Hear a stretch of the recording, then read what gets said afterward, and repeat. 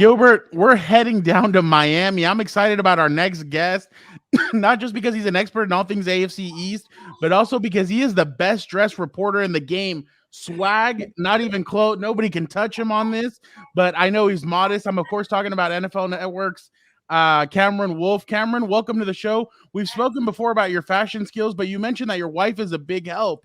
I can tell you two are stepping it up this year also with the new gig with NFL Network. How are you doing? Hey, I'm good, man. Appreciate the love in the intro, man. Yeah, I always try to have something different. Like I said, my wife does help with some of the colors and the schemes and the fits that we put together. So I don't want the same bland thing. I want you to feel the energy. You're gonna get the content from what I'm saying on TV, but I also want you Look at to all. feel Look it. at look at this guy. Look at this guy. Look at this guy. Yeah. Yeah, that's the swag that you get every single day that he's on camera. Yeah, absolutely. I, Absolutely. You got to bring it. So I'm a younger dude, so I want to bring the flavor, I want to bring the energy of people of our generation. So I'm not a huge fan of always wearing suit and tie. So if I'm gonna wear a suit, I'm gonna wear a tie, I'm gonna add my own, my own energy into it. Love it. I like that kind of flavor. You don't want to be bland. You want to be boring. Nah, You when spice it. you get your chicken, chicken, you want it seasoned, right? You want Yeah. want the sauce on it. You like spicy food, you want it spicy. You don't just want just a straight grilled chicken. Like I need to taste. I need something that I want to taste, Yeah. You know how it is. The culture here, Mexicans and black, man. Exactly. We know how it is here. Bro, we get it, we get it. Well, Cal, first of all, congrats on the new job. I'm sure it's been a fun ride for you so far, first year at NFL Network. But tell me about the move and how it's been so far. You spent many years covering the Dolphins at ESPN, beat reporter, but now it's kind of like the entire league, right? And national reporter. How's that been? Yeah, this is year 2 for me going into this role at NFL Network. So last year I kind of got thrown into the fire in August, and so this year is a first full year into the role, and so I love it. I love working for ESPN and covering the Dolphins, but this role gives me a chance to expand and cover the entire league. I can cover a handful more teams than just the Dolphins, and I'm also on TV a lot more. At ESPN. I had a mix between writing and TV, and I did more writing than TV. And NFL Network is almost all TV, and so I get to expand my skill set in the TV realm, which I think is where I want to go in this industry. So I enjoy doing it. NFL Network. I've really noticed that almost everybody team side, if you talk to executives and coaches, they watch NFL Network, and so. We want to bring content to people, not just from the NFL's perspective, but also from a journalist perspective. So I think I bring that from the company's side of things, that I was a beat reporter, for a newspaper. I was a beat reporter for ESPN. So I bring the content perspective, but I'm also adding in the TV flavor like we talked about. And so I think it's a perfect match, and we're a year in, and I'm excited about having another great year this year. Doing a lot of different fun things. Yeah, I'm sure it definitely helps being on both sides, being a writer, being on TV. You get the full skill set there, Cam. So Appreciate it. good to see you doing big things there. Year 2 for you. But let's get into the AFC East real quick, Cam. And how about keep it easy for you for the first one, the Dolphins, your backyard, Miami. You know them really well, and from afar, here in LA, they're making a lot of noise out there in South Beach. Mike McDaniel, Tyreek Hill. I guess the simple question is the hype real? Are these new faces going to help them out this time? Yeah, I've been watching practice for them all offseason and really the last 2 days of training camp, and the speed is real. Tyreek Hill is another level on the field, and him paired with Jalen Waddle, I can already imagine defenses and defensive coordinators just like frustrated on how do I, who do I leave one-on-one? If I put 2 people on Tyreek Hill, then Jalen Waddle is going to be wide open. And so I think this receiver duo has a chance to be the best in football. I think that combo of speed, I'm a big believer in Jalen Waddle. I think that he had 1,000 yards last year, broke the rookie receiving record. I think he can be even better this year because last year he was the guy. This year, Tyreek Hill's the guy. And so that opens up a lot of one-on-one. And so I don't have any worry about the receiver group. We know what the question is. The question is the quarterback spot. Is Tua Tagovailoa good enough to use those weapons and maximize them and take them to the next level? And so that's the question we're going to find out. I've always been of the belief that Tua needed more time, but it is year 3. And so to me, this is the year where we hopefully find out definitively if he's the guy here or if he's not. And so a lot of the talk this offseason has been on the deep ball because Tua hasn't thrown it a lot in his career. And so Tyreek Hill, obviously speed monster down the field. Jalen Waddle, you hope that he can be that down the field threat. And so even in training camp, watching practices, hearing the reporters talk, it'll be like, how many air yards did Tua have on that pass the Hill? Was that 30 or was that 35? So it's such a focus on his deep threat, but more importantly for me is his ability to show up in big moments. What command does he have in the offense? It's new coach and Mike McDaniel coming from San Fran. How do they translate? I would say off the field, we've seen him more open Tua than we've seen in his career. He's a little spicy sometimes. He's barking back at his critics. He's not just kind of the shy internal dude that we've seen in the past. And I actually like that. But does that translate on the field? None of it's going to matter if he's still hesitant on the field. And so I'm really eager throughout the rest of training camp, early in the season. They start off with a tough schedule. They play New England, they play Buffalo, they play some of these teams in the first month. So we're going to find out real soon if Tua is going to have enough to take this team to where they need to go, because talent-wise, this team should be a playoff team, something they haven't done in some years. But I think Tua is the main ingredient in deciding whether or not that actually happens. Cam, and speaking of kind of the components that they've brought in some leadership, but at the same time, I mean, we all know that Tyreek Hill is a firecracker on the field and on the side too. I mean, there's been times where he's shoved a coach, he's gotten a little fired up.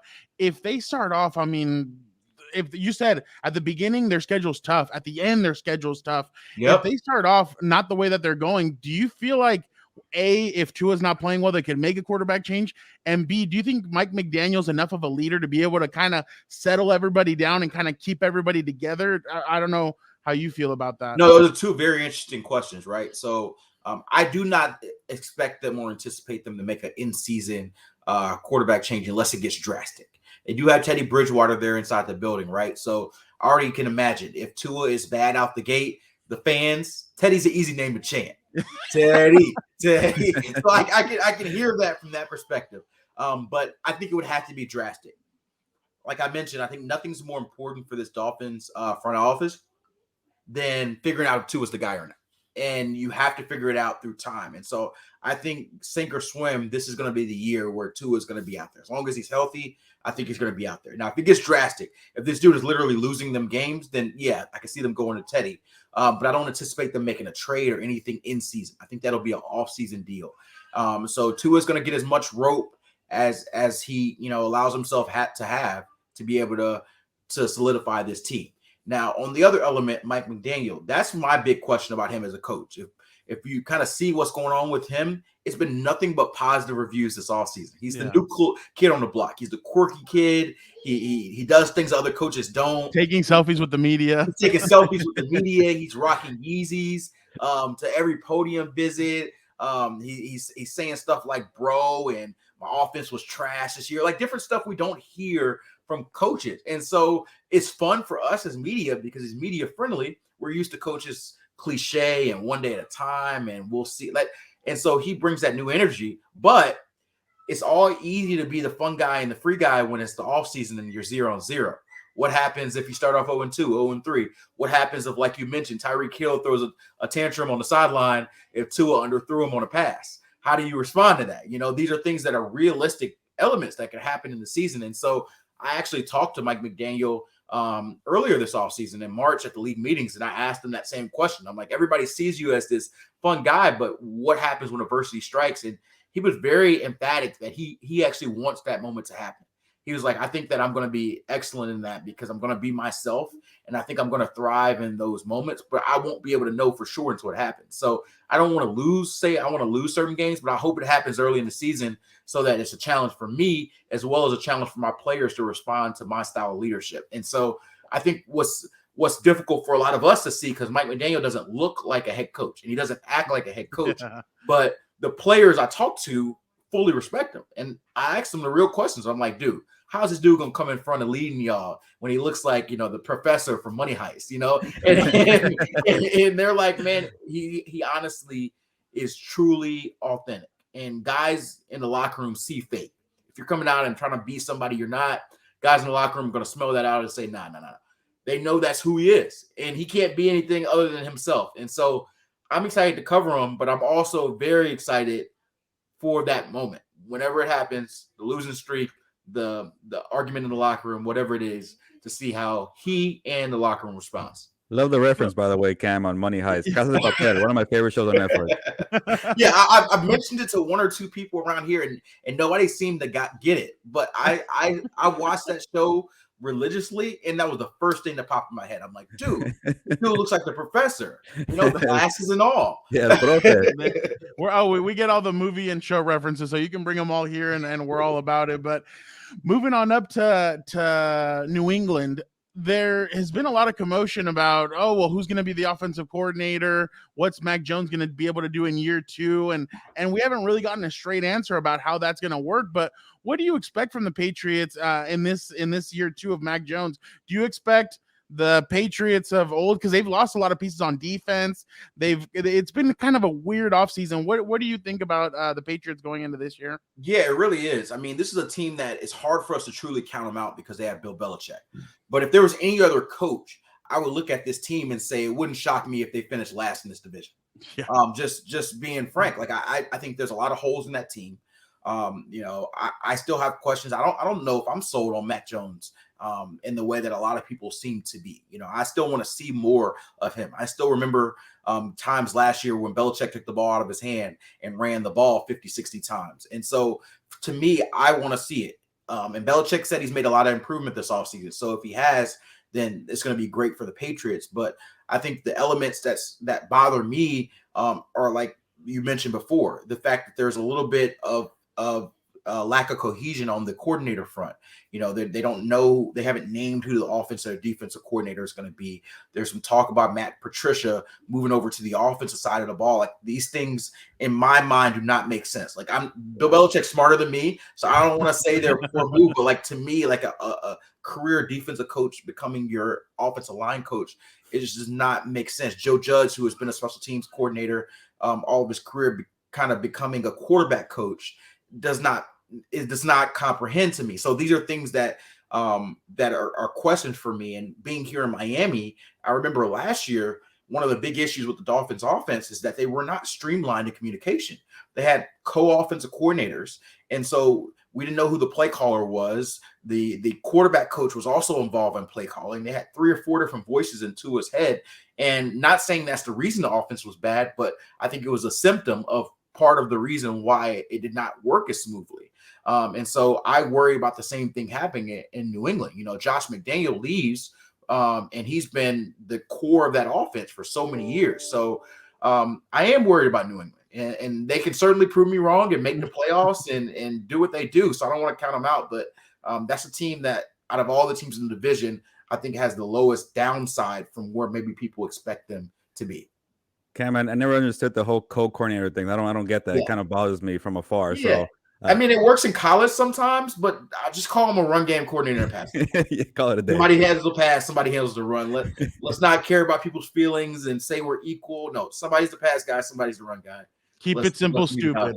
Yeah. Keep it simple, stupid. Let's I just like it. Cam, with the New York Jets, they kind of have a similar situation. Second-year quarterback Zach Wilson, legend. The big question is, what's going on with his dating life? No, just kidding. I gotta make sure. I gotta check where my mom is tonight. Are they safe? Are they okay? But kind of maybe not similar like Mac Jones. I think Mac Jones did a little more than Zach Wilson a year ago. But maybe unproven right now. Didn't show too much a year ago. But he's notable for other stuff. But can Zach Wilson find that next step and maybe lead the Jets and prove to be that number 2 overall quarterback from a year ago? Yeah, for Zach Wilson, he's got all the talent. Like, I think he's actually kind of like an antithesis to Mac Jones. Mac Jones is the smart guy who kind of maximizes what he has. And we question whether he has a top-end talent to be able to be that guy long-term. Zach Wilson has a talent. He has one of the strongest arms in the league. He's a cannon down the field. He's athletic, but his accuracy is sporadic. And you don't know what you're going to get consistency-wise from day to day. And so you really need to see him take that next level of consistency for this team. And the Jets have been sort of a team that's been in somewhat of dysfunction for years and years and years. And so the hope is that Robert Saleh and another year that system can stabilize them. And so I think the Jets have a little bit more upside than people are giving credit for. Like the same way I said with the Patriots, I think most people will pencil in the Jets as the last place team in the division. But it wouldn't shock me if they finish third in the division. I don't think they get higher, but I think there's a clear hierarchy. I think it's Buffalo, I think it's Miami, and then I think it's New England, and I think the Jets. And I think they're closer than people realize. I think people think it's Buffalo, Miami, New England, the Jets. I think it's Buffalo, Miami, New England Jets. so I think that, this is a team where, I'm eager to see how some of the offensive line stuff works out. Mekhi Becton moving over to right tackle. He's had issues with his weight in the past. The defense is super talented, but we're kind of waiting for that offense to step up. So I think that's a team that, just like pretty much every team in this division, the quarterback is going to define their level of growth. I don't think they're going to be competing for a playoff spot, but I need to see them take positive growth. And that starts with Zach Wilson, not being a sub 60% completion percent quarterback. You got to be able to accurately throw the ball. Doesn't matter how far you can throw the ball if you can't complete it, so I need to see that from him. I like the rankings you got there. You got the Bills way over here, so that's the next team with the Bills. They're loaded, they're stacked. They have no quarterback problems. Josh Allen is the truth. Yeah. I guess the way I ask you, like, what are you concerned about with the Bills? Are they, is there anything that we should be worried about, or are they just, they're loaded? Make sure that you win the coin toss next year. gotta get those probabilities up. Switch your coin tosser. Now, I think this is the most talented team in the league. I think this would be the team that I penciled in as, if I was making a prediction today to win the Super Bowl, I picked the Buffalo Bills. And I don't think that's anything new. I think the Buffalo Bills have some new supporters, but I think they attacked their biggest weakness, which was pass rush. And I'm a big fan of Von Miller. I still think he has some tank in the gas. Last year, they did not get to Patrick Mahomes. And other than the time situation, the lack of QB pressure was the reason why they didn't win that game. And so I love Josh Allen. I think he's taking the next step. The only small concern I have there is losing Brian Daboll. What is the offense going to look like without him? They have Ken Dorsey, who's still well respected in the league. But you lose a guy like Daboll. Josh Allen's had a lot of continuity in his career. So I do have a little bit of worry to make sure he can still be the same guy without Daboll. But as long as that looks fresh, I think their biggest thing is just staying healthy. All right, we're oh, my bad. I was going to say we're done with the NFL talk. Gilbert wants to talk to you about something that's near and dear to his heart. Gilbert, take it away. What do you want to ask Cameron? Cam, I know you're busy, but I have one more thing, and I love that Fernando mentioned this. You told Fernando, are we talking boxing? So when he told me that, I'm like, okay, awesome. We talked on the show here, and you had the ranking. So you kind of read my mind. I had a ranking for you. Can you rank between the fights you want to see the most between Canelo Triple G 3, Crawford Spence, and hopefully it gets made, Garcia and Tank Davis? Which one from those three do you like the most? Okay. Crawford Spence all the way up here. The Bills. That's the fight I want to see most in boxing. I wanted to see it for 5 years. I desperately hope they work this out. I think those are two for sure the top 5 pound for pound fighters in the world. And so I just can't wait to see it. So I am cautiously optimistic they finalize that this year, but it's never done until they say done. Number 2, I would probably put Tank Ryan Garcia second, mostly because there's so much unknown there. They're the new era of fighters. Ryan Garcia's got the social media following. Everybody's talking about him being this YouTube guy, but he actually can fight.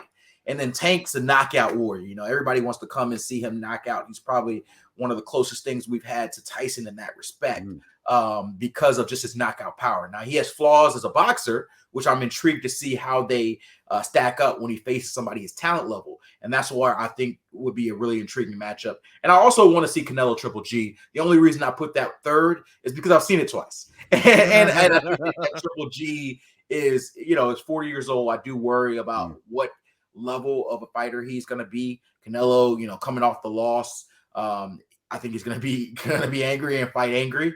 And so it would not shock me if Canelo knocks him out and kind of ends his career. So, I thought Triple G won one of the first 2 fights and tied the other. So I'm one of those groups. So I do think Triple G deserved this trilogy to kind of get the thing figured out. But I'm not super optimistic that that'll be the fight that people hope it to be. So definitely Spence Crawford at the top, Garcia Tank after, and then Canelo Triple G.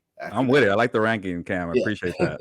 Yeah, I know, one final payday for Triple G, and Triple G's been talking a lot. Yeah, Canelo's been kind of quiet. Triple G's the one that's been talking a lot about it, and I'm interested to see kind of what new element he's going to bring. Because the last time they fought, Canelo came in really skinny, and not skinny, but like he came with a 6-pack, and then he like played really defensive. So I'm excited to see how the trilogy ends. Yeah. And like you said, I think this probably would make sense as Triple G's final fight, win or lose. Like, he's taking a lot of punishment. He doesn't have anything left to prove. So either goes out on a high or finishes the trilogy as a low. So he's gonna train like this is his last fight. And so he's, I don't want to disrespect him. I think he's got a real chance. Yeah. I just think that if I was picking that fight, I would definitely pick Canelo by knockout. Look at him. Cameron Wolfe does it all. He talked about his swag. We talked AFC East, and then we talked boxing. He's a guy that can do it all. That's why NFL Network picked him up, because they knew that he's got it all. Thank you so much, Cameron, for joining us. We're called Compas because in Spanish, Compas means buddy, pal. Yes, so you're a compa of the show. You're a buddy. You're a pal. Thank you so much for joining us. Yeah, appreciate y'all. It's a good time. Y'all have a good one, man. Appreciate you for having me on.